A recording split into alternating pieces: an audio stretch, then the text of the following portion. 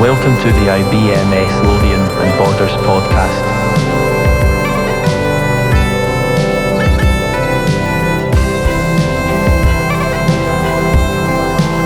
Is there enough bagpipe in that? Hello, my name is Mike Gray and I'd like to welcome you to the IBMS Lothian and Borders branch podcast. What's all this about, you might ask? Well, for those of you listening who don't know, the Institute of Biomedical Science, which is the professional body for biomedical scientists in the UK, has branches in all corners of the country, and in the southeast of Scotland, where Edinburgh and the Borders sit, we have a branch. So this podcast was an idea from the branch committee to look at, in the first instance, at career stories of biomedical scientists. Why career stories? There is a lot of information out there on how to get into biomedical science, and there are some podcasts that focus on scientific topics. But from a people perspective, we often get very useful talks from senior individuals in the profession. And as interesting as they are, the committee hit upon the idea of listening to all levels of staff involved in biomedical science with the aim of capturing the stories of professionals you might not necessarily hear from, and to look at all stages of the career ladder.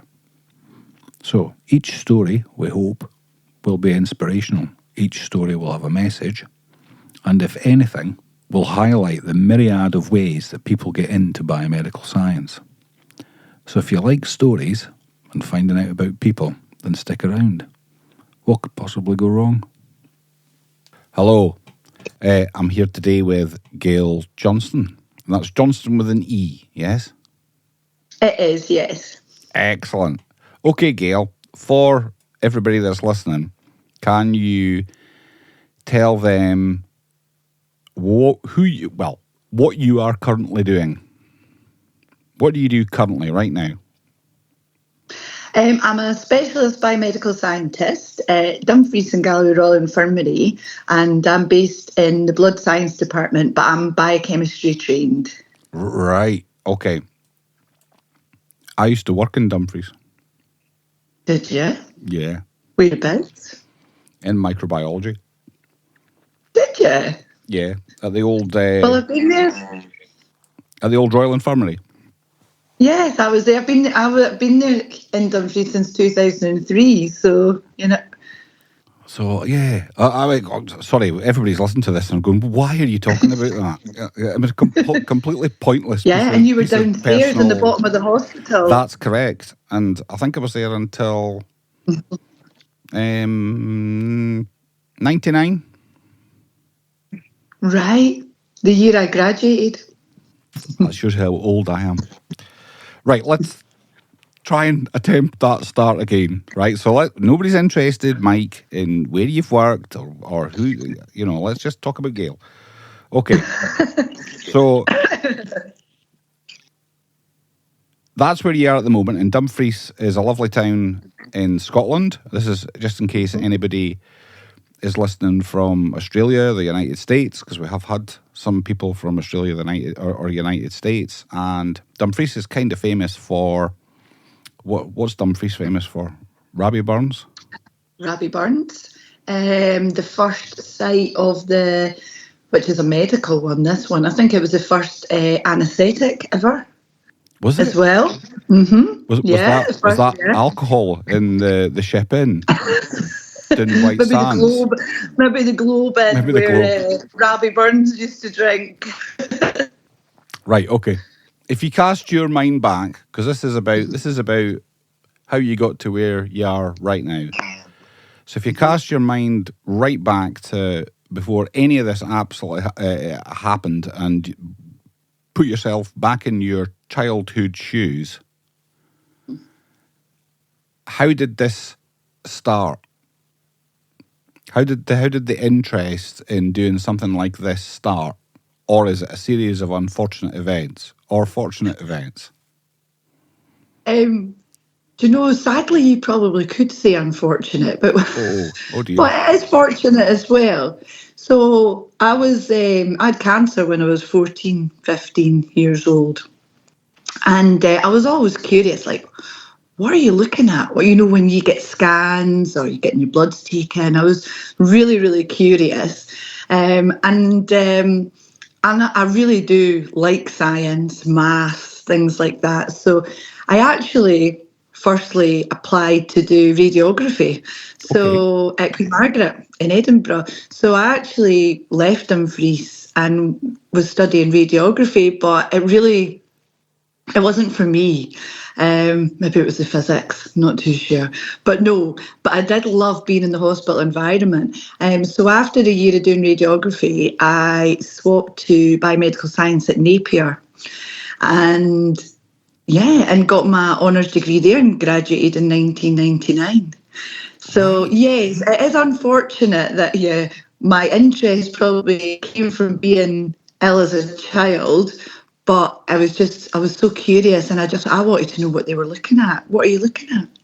Right. You Okay. know, so yeah, that's how I got into it.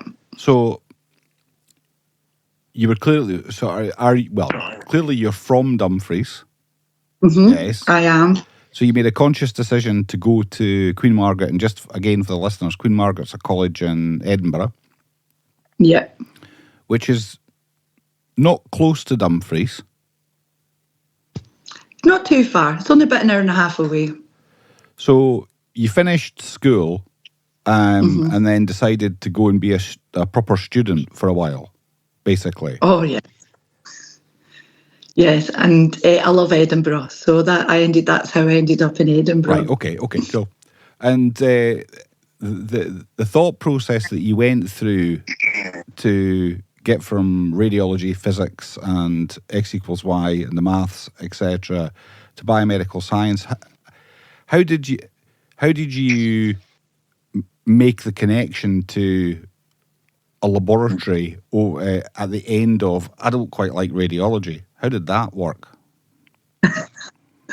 Shall I just say that my best friend was on that course? Ah, Yeah, there we go.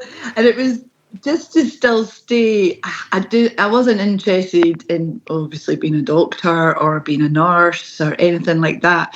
And I remember, she was telling me about her course, and you kind of do all aspects of science. And I thought, oh, that sounds quite good. So, yeah, I did.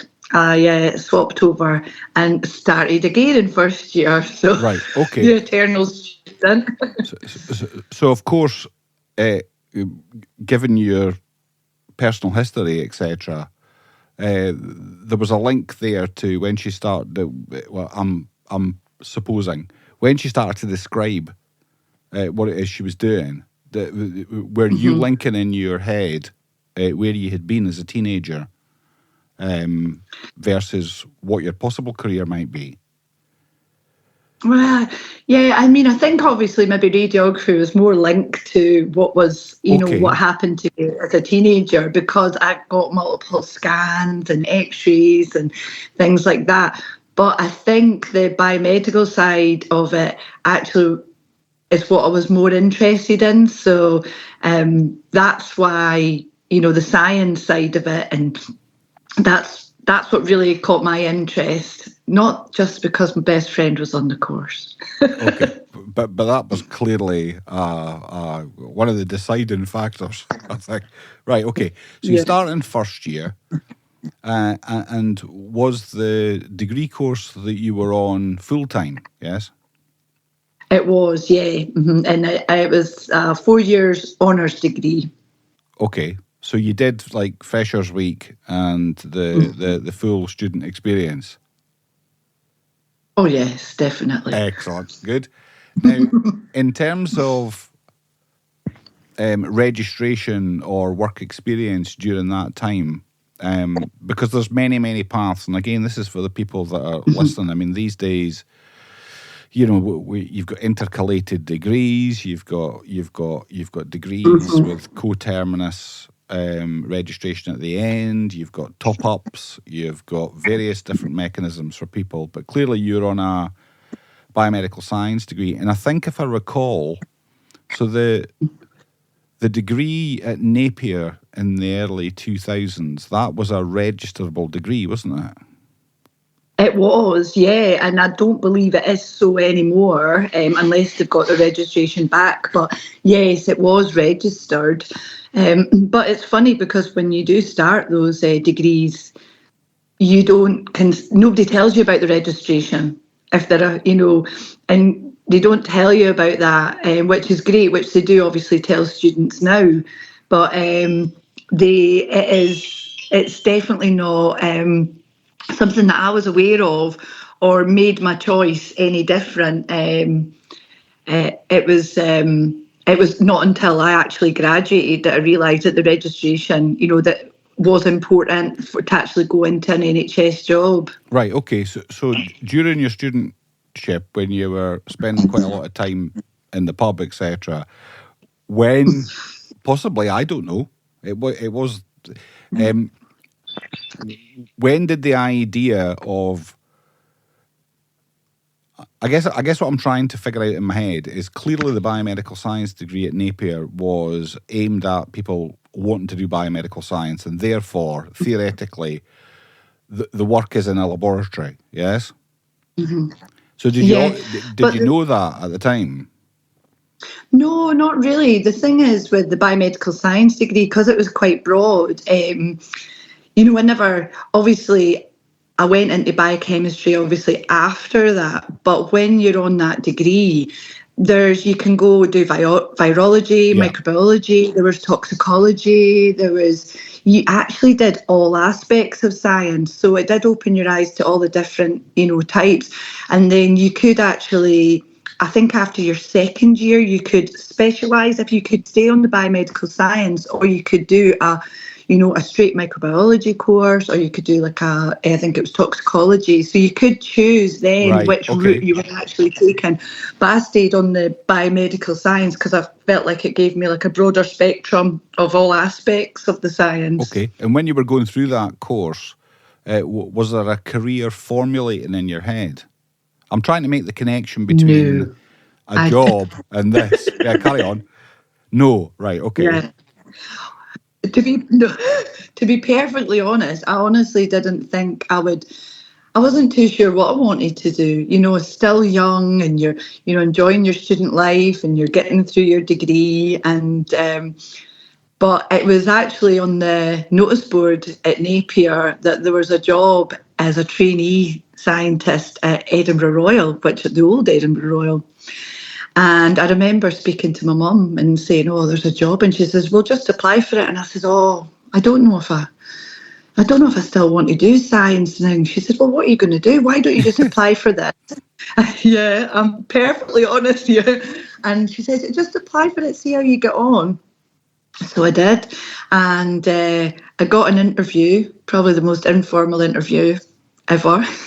But yeah, I went to the Royal and met the boss at the time, Robert McMaster, and there was a Robert Taylor, the two Roberts, and they actually just gave us a tour of the lab and said, "Girls, when do you graduate?" And I said, "Oh, it's such and such a date." And they said, "Oh, well, can you start on the 1st of August?" And I said, "Oh, okay then." And that was it? That was it. So, but you're wandering around the lab, and did you have any background at all on what these guys are doing? No, none at all, because in those days we never got any on-site lab experience at all. Everything was done in university. So you are going into a lab with no experience whatsoever, and it's one of those kind of catch-22 situations, isn't it? It's where, you can't get the job because you've got no lab experience, but how do you get lab experience? So it was, I was very, very, very lucky. And thinking back now, I actually think, oh, so lucky. And we were the first trainees I think they'd had in, I think it was over 10 years. I may be wrong saying that, but I think it was it was a long time. I think it was about 10 years. So me and another girl were taken on. And so, and from us starting, that set the ball rolling for them taking other students as time went by, but they hadn't taken any trainees on for a long time. Right, okay. So you're in and at the time it would be was it a trainee medical laboratory scientific officer? Or Yes, it was, and it was in MLSO. that's right. Yeah, Remember it that. was. It Remember was. I think I've still got my old staff cards that say MLSO on them. It was. for anybody It was. outside you, yeah, for anybody sorry interrupt, for anybody or young enough, I mean, if anybody from Gen Z's listening to this, then Yeah. they're thinking, Mike, you're definitely a dinosaur, but Gayle's no far behind you. Apologies, I'm not far behind. that's we're experienced. Yeah. Aye, so And I before think if they knew what we earned in those days, the new you wouldn't. generation would be like, "What? Yeah, you wouldn't do it. No, But before no." the title of medical laboratory scientific officer, of course, there was a variety of titles, wasn't there? We were often referred to as technicians or lab techs or Yeah. whatever. Hmm. So, but at the Yeah. MLSO point, then, so you're in a trainee job, and was that in a specific discipline, or was it like general to the Royal? What was the? No, it was actually biochemistry, which I think at the time, even when I applied for the job, that's what it was. It was just biochemistry based. Right. Okay.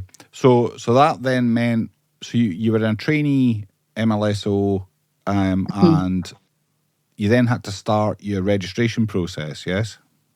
So how Yeah. did that go? So in those days, it was a logbook you filled in. So you just went round, you rotated round all the sections. Obviously, you have to start in reception, where everything happens in reception, and you start from there. But we just worked our way around the lab, and we filled in our logbook, and when we'd achieved certain levels, and learn as much as we could. And at the end of the year, we actually had an oral exam. And after that, it was a year. And if you passed that and your logbook was filled in, that was you. That was you registered, You got and your you ticket. applied for the registration. That was it. And they said you're on call in 2 weeks' time. That was it. So at the Royal, they used to. Did they have? Were you there when they had the SMAC chemistry analyzer? It was a big, huge thing with tubes that run through it. No. Oh, I can't remember that one. No. Okay, I all right. I'm that. possibly hallucinating. Okay, so at this point in your career, that's round about what year? So when you registered. So, yeah, so 1999 I graduated and started the job. So I think I was registered probably in the late 2000. Yeah, actually it was, because I think I went on call by the October.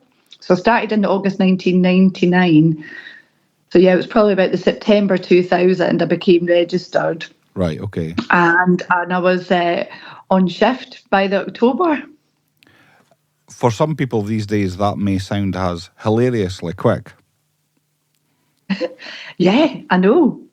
It does. Yeah, definitely. But I put it down to the fact that all older people are much more intelligent back then than they are now. I'm only joking.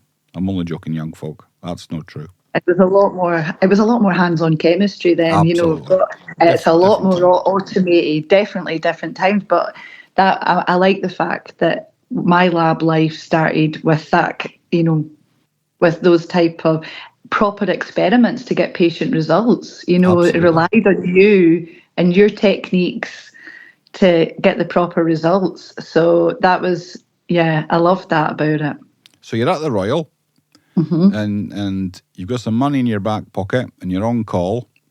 And then, of course, you must be sitting there one day and thinking, do you know what? I quite fancy a change. Is that what happened? Well,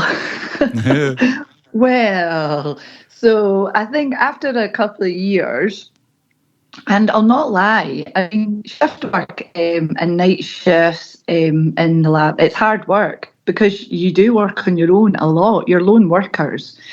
And I just thought, I feel like, do I really want to keep doing this? But I thought I really want to see the world as well. So I decided after 2 years to leave. And it was just before the Edinburgh Royal moved to Little France. So they were obviously we were packing up, clearing out everything. And I thought, if I don't go now, I'll never go. So I decided to go traveling around the world myself for 2 years. Yourself? Yeah. So you packed a bag, Yep. said cheerio to everybody at work, Yeah. and got on a plane and went round the world? Or did you train it?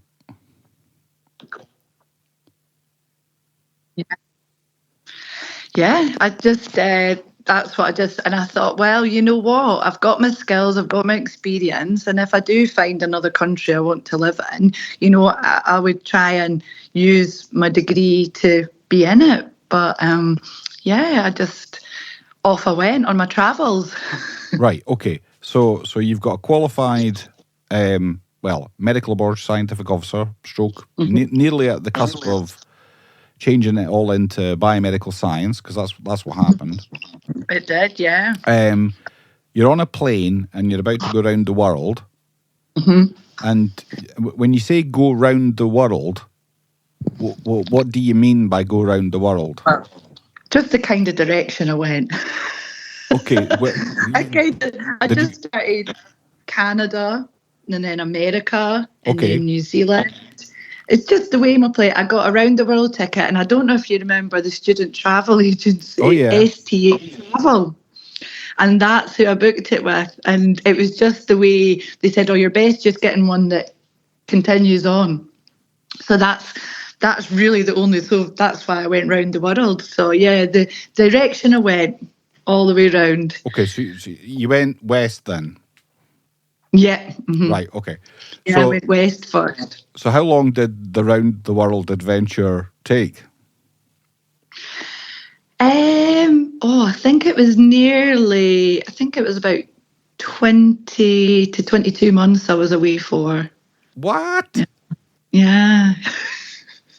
Okay. Yeah, I travelled a lot at first, but then I probably travelled for about 8 to 10 months first. And then when I arrived in Australia, luckily my friend Helen, who was also on my medical science course, was also in Australia, and she was working in a restaurant in Melbourne, and she said, oh, come in and we'll see if we can get you a job. So I said, I need to work. I've got no money left. Okay. So it taking you a number of months to get to Melbourne. So then you got a job in Melbourne in the restaurant. I did, yeah. Yeah, and it was on the front of the Crown Casino called Cherville. Okay. Right on the Yarra River. All right. Is that like looking at no idea what that is. You could be. I know where Dumfries is, but I don't know. Okay. Is that a famous place in Australia? Yeah, so in the centre of Melbourne, you've got the business district, but there's a lovely river that runs right through Melbourne called the Yarra. Right, okay. And right along the Yarra River is a big, massive casino called the Crown Casino. And then there's like restaurants in it, and all the way along, it's beautiful. And this restaurant was part of the Crown Casino, but right on the front. So it opened out onto the boardwalk. So yeah, it was great. So at some point you're working in the restaurant and you're thinking, this is okay. So what was the next move? Do you know what? I just took every day as it came, really. I was just enjoying, I felt like I was actually maybe living a bit more student life again. You were just, working your hours at your job. You didn't have to do night shifts. You didn't have to do shift work. Probably working with the public as well was really nice, because in the labs, we don't really get to meet many people. No, we don't. Your colleagues, actually. We don't have much contact with the outside world. I don't think many people know we exist. But you don't really have much contact. So it was just really nice to have that change after being in the lab for about 2-3 years, and maybe to reiterate to myself, is this really what I want to do in my career, or do I want to do something different? So yeah, I just took every day as it came and just enjoyed myself. Okay, and at the end of that, what happened? Well, one of my best friends from Dumfries was getting married, and so I decided to, after my year in Australia, I travelled around Asia and just timed it to come back for her wedding. Right, Yeah. okay. And this is at the end of the 22-month period, yes? Yeah. Right, okay. So the total round the world trip is about 2 years. Mm-hmm. Right, okay. And then you come back and you're in Dumfries for your Yep. friend's wedding. Yep. Right, okay. So pick up the story from there then. So you go to the wedding. Yeah. Yeah, so went to my friend's wedding. It was great seeing everybody. It was brilliant. And again, I had no money left because I'd been in Asia and I thought I really, really need to work again. So I thought I would phone the Dumfries and Gayle Infirmary and see if I could speak to somebody in the labs to see if there was any jobs. Was it Charlie you spoke to? It was Charlie, yes. And I remember him saying to me, "Oh, pal, I don't think I've got any jobs, but I tell you what, just come in on Thursday, see what we can do." Right. So I did. I popped into the labs on the Thursday and he said, "I tell you what, we maybe have a space for a few months. Can you start on Monday?" The most informal interview I've ever had in my life. And I said, "Yeah." And he said, "I could maybe only give you about 3 months." I said, "Oh, that's fine, Charlie." I said, "Because I'm not planning on staying in Dumfries. I might go back and get my working visa for New Zealand." He said, "Oh, perfect." And I'm still there. I'm still in Dumfries. So, yeah, there we go. I Okay. never left. Okay. So you started in Dumfries in Charlie Conchie's biochemistry department. He is, yeah. Yeah. And that would be, so what year's that now? October 2003, Right, I okay. started there. Yeah. Okay. So, and that was just as were we biomedical scientists by 2003? I can't remember. Oh, do you know what? No, I don't think we were because, like I say, I'm sure we were still MLSOs then. And then we were biomedical scientists. I don't know when it changed. And then then it changed to specialist biomedical scientists. That's right. So yeah, That's right. Okay. yeah. So Few different staff cards with different yeah, things on yeah, it. yeah. So that's right, because the whole again, UK listeners will be, depending on their age, will be familiar with the story of how we moved from how you were paid in the UK Oh, yeah. to how we were paid now, which is via the Agenda for Change process. And that kind of happened around about 2004, I recall. Yes, ish. Yes. Mm-hmm. So at that, if we skip forward to 2004-ish, then you're sitting in biochemistry at Dumfries and Galloway as a biomedical scientist, but not a specialist. Is that right? That's true, yes. Mm-hmm. Right. So the eternal party girl that's been round the world and had the student life must have decided at some point, maybe, and did you want to study more? Did you study more?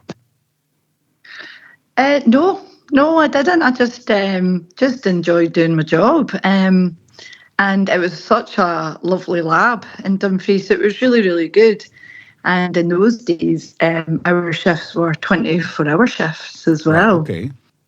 So, which, you think, oh, shift work again, but then you just get used to it. But no, it was great. It was a great team, and I felt like, I'd lived in Edinburgh, I'd been around the world.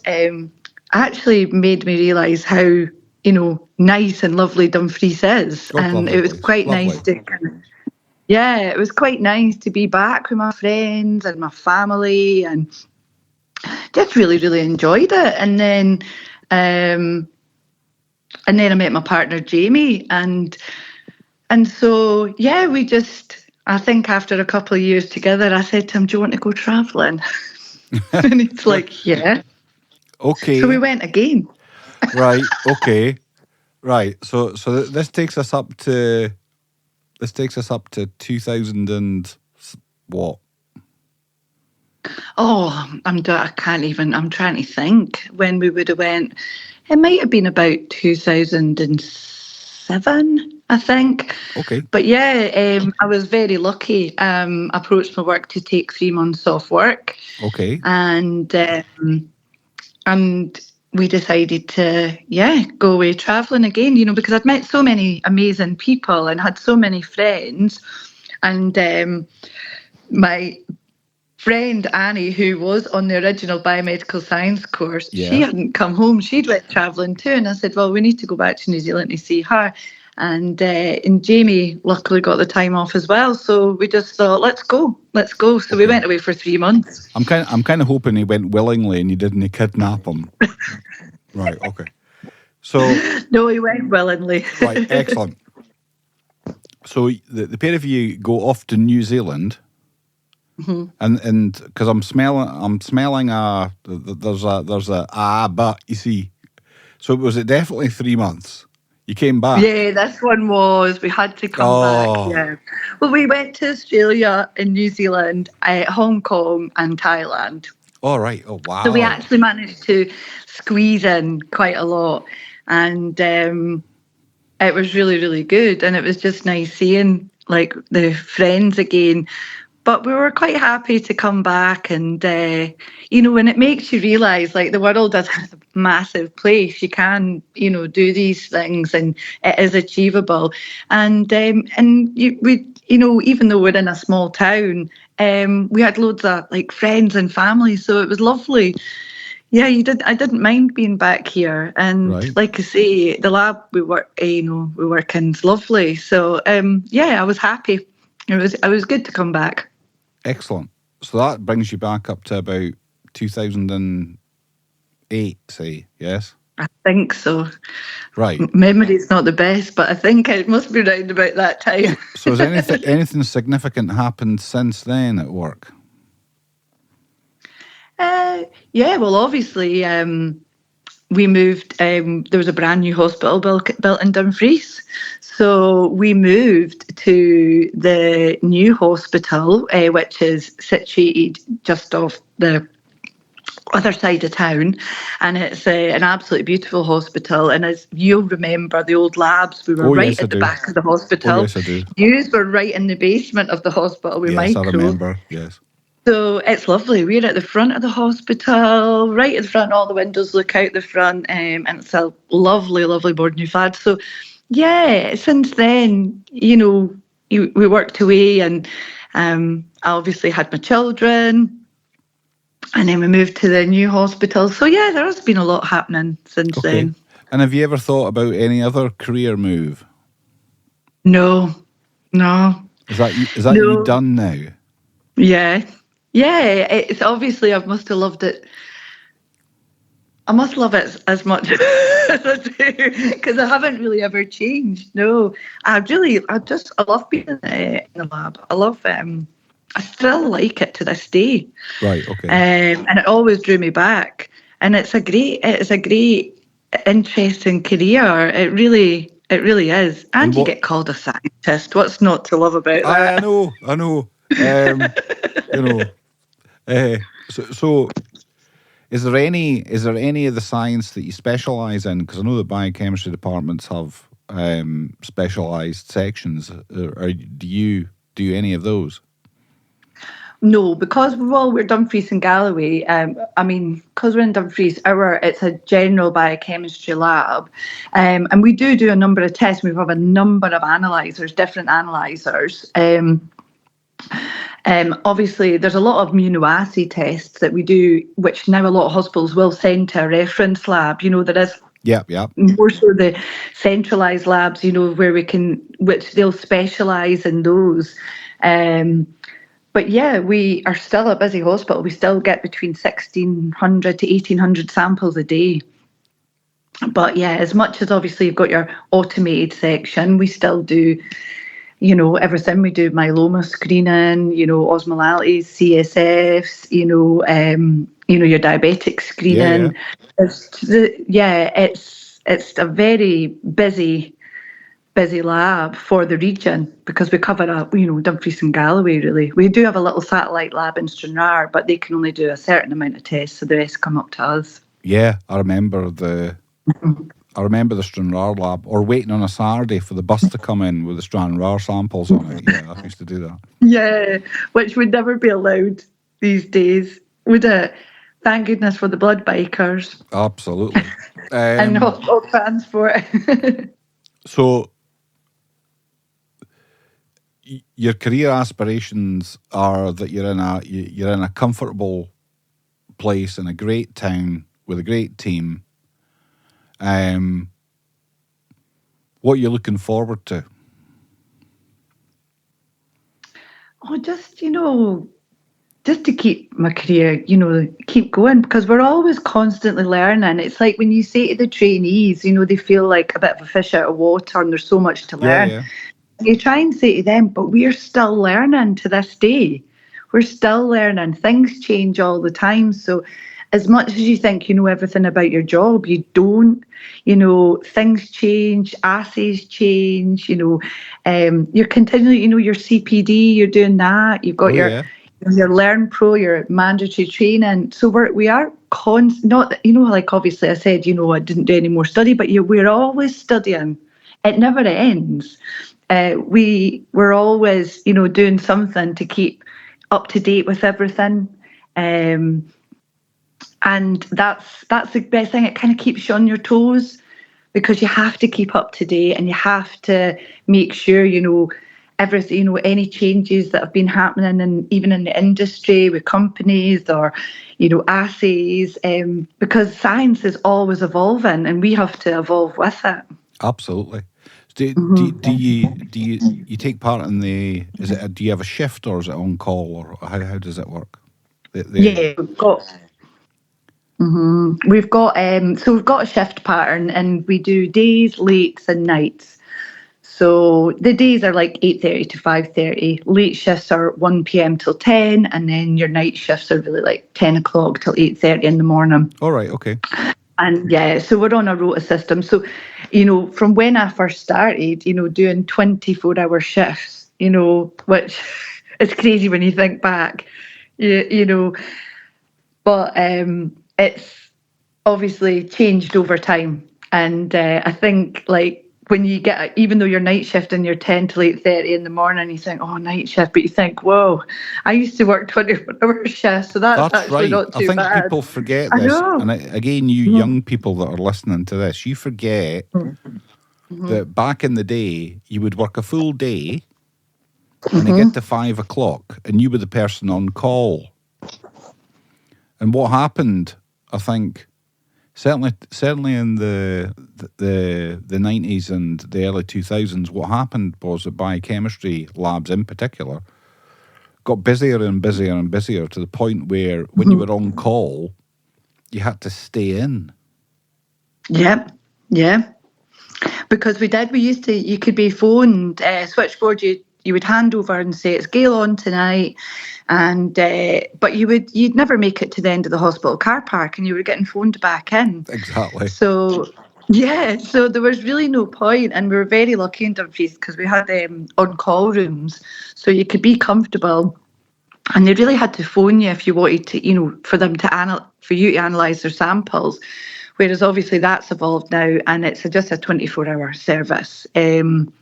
When you're on shift, it's just like, being working during the day, you just get your work done, and samples continually come down because they'll always need us. No, absolutely. But it's striking that, isn't it? It evolved from, because I genuinely do remember people coming into the lab, and this is only as far back as the 80s, and then going home again, and they worked in biochemistry. Yeah, I know. And then that evolved to, well, you're going to get bleeped in 5 minutes anyway, so I might as well just sit down in this chair and wait for it to go off. And then it's constant. Exactly. It's amazing. It is. It's amazing. In terms of, so what do you do out of work? Let's talk briefly about that. Tell everybody what you like doing other than kidnapping people and putting them on a plane. Making them go to different countries with me. I've obviously got my children, and Woody's 13 and Honey is 10, and they keep me busy all the time. And I love to play badminton. So I try and play a couple of times a week. I was the chair of the school parent council for I think about 8 years, but I've just stepped down because my little girl's obviously going to high school. But I help out, I volunteer with, there's a great group in Dumfries called the Big Burn Supper. Oh, yeah. Yeah, and I volunteer and help with them because they do amazing big festival in January and carnival in Dumfries, and I'll help them make costumes or anything they need. I kind of throw myself into it, nearer the time. So do the Big Burn Supper, and yeah, I just enjoy life. Excellent. Spend it with friends and family. And in terms of involvement with the IBMS, do you do any branch activity, or do you is there an active branch in Dumfries and Galloway? No, there isn't. Can we change that? We shouldn't we? Yeah, we should. I didn't know, other than the IBMS in London, that there was even a Lothian branch. I didn't even know that. Did you know? No, I didn't. They know about us now because they listen cringingly to our podcast. Because obviously, because we don't have anyone in Dumfries, I didn't know there was like different branches or anything. Right, okay. I didn't know that at all. But obviously, from starting, obviously the Harvey's gang and Harvey's lab tour, I've obviously got to know a lot more people with the IBMS, and actually really, being a lot more involved. So yes, it was. So when did you get involved in the Harveys? So when did you get involved in the Harvey stuff?